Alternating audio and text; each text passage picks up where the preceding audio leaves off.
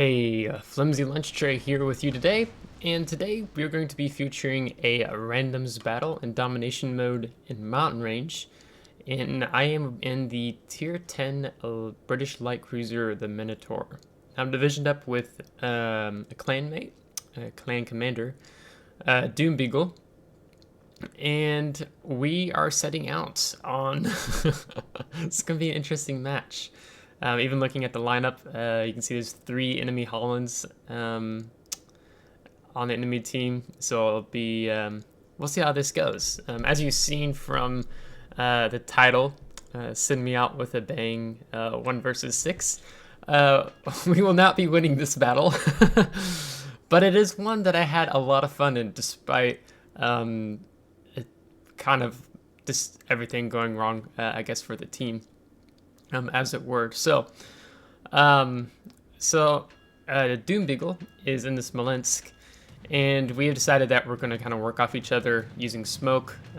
We kind of want to get in this position between the back of Charlie and Bravo area, where we can have coverage with our guns, since they don't have the most longest range. Well, I think for the Minotaur, was it 16 or 15.8? Yeah, something like that. And so we're just moving up. Now, both of us, of course, do have hydroacoustic search. This Smolensk has it. The Minotaur has it. So we'll also plan to rotate our hydroacoustic search to help keep us more in the game, especially with 3 Hollands. That is going to be difficult in this match. Even if you do catch the torpedoes in time with hydroacoustic search, you just have a lot less chance to dodge because of the reaction time of how fast the Holland torpedoes are, especially if someone builds for even faster torpedoes in their Holland commander build. So we're just taking our time here initially at first and moving up here. I do plan to have on Saturday a commander upgrade and commander build video on the Minotaur. I have one for the Neptune, and I'm thinking the same thing to a certain extent with the Minotaur, but some other options we can discuss and share. So make sure to catch that video on Saturday. So we can already see that there's torpedoes being thrown through the cap. Holland torpedoes really fast. They fanned them out well. So taking some evasive maneuvers. And because our destroyers spotted those early enough, we didn't feel the need to have the hydroacoustic search on at this point. Now we have the a first Holland pop up over here on the flank, just off of Bravo. So he's kind of screwed now because of this, as we're just going to light him up, and there's not much he's going to be able to do to it. Doom has popped his smoke, and I'm moving up to get in it. And at this point in our voice comm channel, I'm asking him, hey, do you have hydroacoustic search up? If you don't, I'll pop mine. And right as he pops it, yeah. So, yeah, so pretty quickly I find myself alone. So I've done that before, too. And I'm still not turning my hydroacoustic search on yet because I'm not expecting torpedoes at the moment. But yeah, now we go ahead and pop it on. Now I noticed the skip bomber's coming in, so I decided to go ahead and turn my AA off because the Maximilian knows that there's still another cruiser in here. But I just decided to keep mine turned off, so if I turned it on, then he would alter his course and dropping those in my direction. So it's really not going to be conducive to sit in this smokescreen for much longer, just because the Holland torpedoes reload pretty fast, and even sitting in the smokescreen, like I said, because of how fast the torpedoes are, we're not going to be able to have much of a reaction time to avoid and get out of the way. But what we can do is just go ahead and dump torpedoes in the general direction of the cap if the Hollands do decide to push back in. And there you see multiple torpedoes coming in. I didn't catch if that was, how many waves that was, if that was only from 1 Holland or more. but it looks like maybe even some of the teammates of mine behind me are eating torpedoes right now. So, smoke screens are dangerous. They're torpedo magnets, so exercise with caution. Now, I'm still working up and around. I'm trying to find the better position. So I decided to go ahead and move to the flank here. There's a Hindenburg, there's a Thunder over here, there's a Worcester further in the background. And we also get to use this island as a more torpedo barrier, since it's going to be difficult to really utilize the Bravo position with both the Hollands focusing that area. So I'm going to come over here and support our Holland here at Charlie, and just try to put some pressure on the enemy team here. Now we are going to get to a point in this battle where things are going to pick up rather quickly, so it'll be kind of a sensory overload. But you'll know when that time does come.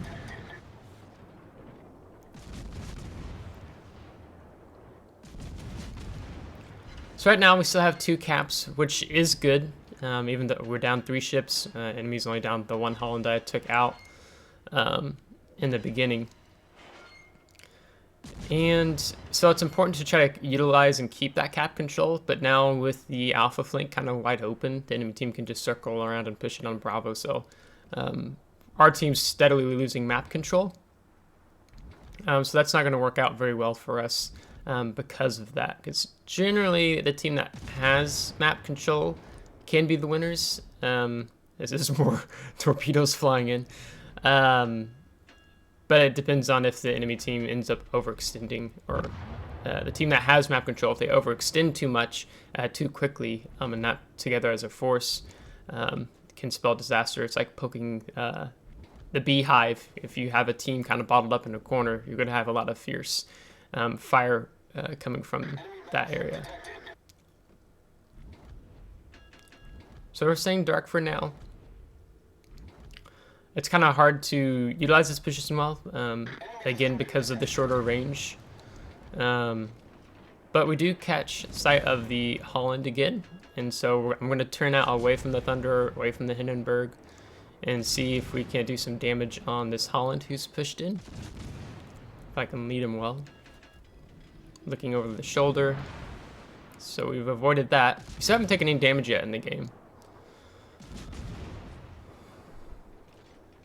Being targeted too. Yep, there's some incoming shots. Probably eat something here. Take a little bit from the Hindenburg. Oh, there.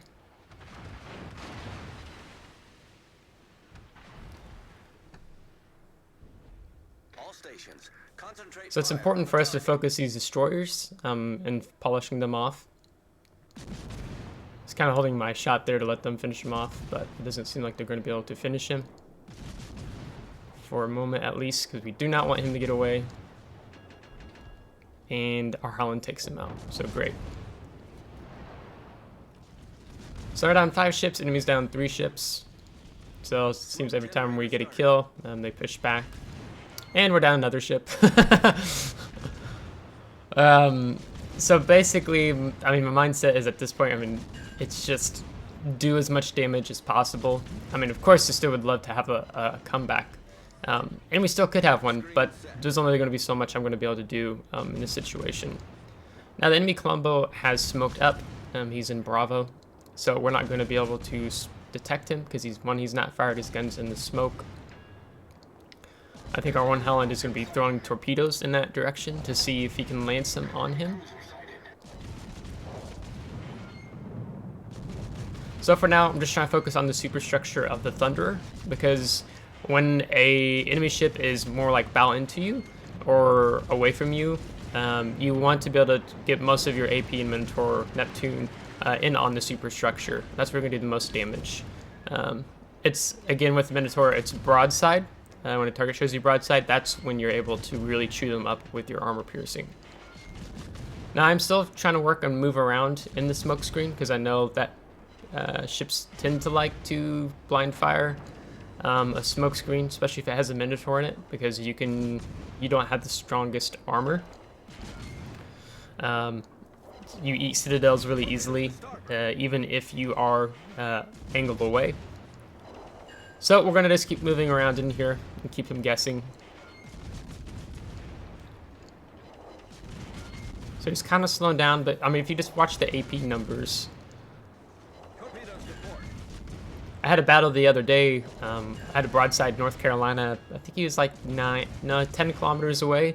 And one AP armor-piercing salvo from the Minotaur did, I think it's 9,700 damage in just one salvo alone. And these guns reload every, what, 3 seconds? Less than 2.8 seconds, I think. So our smoke screen is dissipating, so it's important for us to go ahead and start moving before the smoke screen dissipates, so our maneuverability is already engaged. We really need to focus on taking out that Colombo. But now I have the Yoshino pushing in, so it's kind of, I'm getting defended on both ribbons off of both of them. Kind of lag there. And then you can also see we have a Shimakaze, a Holland up to our northwest, so we're just getting boxed in. So I'm going to go ahead and dump some torpedoes in the general direction of the Yoshino. So it's important when you're in a situation like this to dump them regardless. Now we've got a Wooster firing us on the side. And here comes Holland torpedoes. Now we're going to go ahead and pop the heel. And get some potential torpedo beats on here. There we go.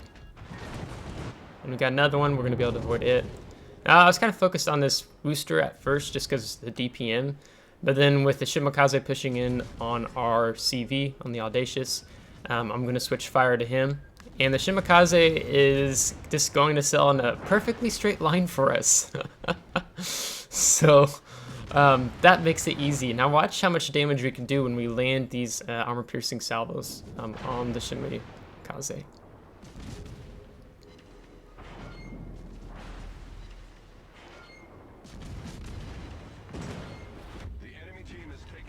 Yeah, 2,100, 3,100, 2,900, 2,400. So we're already up to 1.1 million potential damage. As you can see, we're still taking a lot. Now what's nice with the Minotaur is that you basically have that super heal, which comes in real handy. Now we have the Holland coming up here. I've decided I don't want to smoke up just yet. Now that the Audacious has the Holland detected, we're going to change up our strategy here. Because the Wooster is outside of our firing range right now, but he is going to be sailing into it. So I'm going to pop some shots off in expectations of him coming into the firing range, even though I don't have a target lock for the aim assist. I slowed down as well because I was expecting some Holland torpedoes to come into this zone. So we're trying to do what we can to keep the Audacious alive, and Audacious is smart to come down instead of just staying in the corner, because that's going to help him stay in game longer. So the Audacious flies over, so armor-piercing bombs, or dive bombers. So it picks up the Holland for us again, and we go ahead and smoke up, hoping to get some damage in on the Holland here. And, ooh, we're going to eat some torpedoes. So we're going to eat 2, but that's okay. We can pop our damage control party, and we will have our heal back up in a minute if we live long enough. Because now we're up to 1.5 million potential damage. So this is a fun situation, if I'm being honest, to be in for myself when in Minotaur, because we have a very rich target environment, and with such a quick reload, when a target goes dark, you can just instantly switch off to the other target. I'm trying to like focus on hitting the Wooster at the same time of like seeing what's happening on the mini map. So my eyes are just jumping all over the screen right now. And we lose our Holland. So now we just have our other Holland left. Because I'm also, yeah, so we're just going to keep focusing. I'm really trying to focus in on this Wooster now to get rid of him. he does have his radar, and so he's trying to close into distance to get me detected. And there it goes. So I'm going to put it back forward, and he's going to try to get all of his guns on target, but that's going to cost him his ship because the Minotaur AP loves getting more side. So I do go ahead and pop him a heal. I'm not worried about fixing the torpedoes. And we're just going to focus in on this Yoshino, the next closest target for the time being. And now it's just us. And the enemy team is rapidly approaching 1,000 points. So we got 10 seconds left on our smoke. So it's going to be important for us to get a move on. So I should have been going forward a little bit sooner because we're almost going to kind of be at a standstill here. And there's Yoshino. He's going to show us a little bit too much side here for a moment. And so it's going to help us get in some extra chunky damage. There's more torpedoes from the Holland. So it's good timing of vacating our dissipating smoke screen. And yeah, so now I'm just going to see if I can get the pirate bounty before the match ends, but we're not going to have enough time.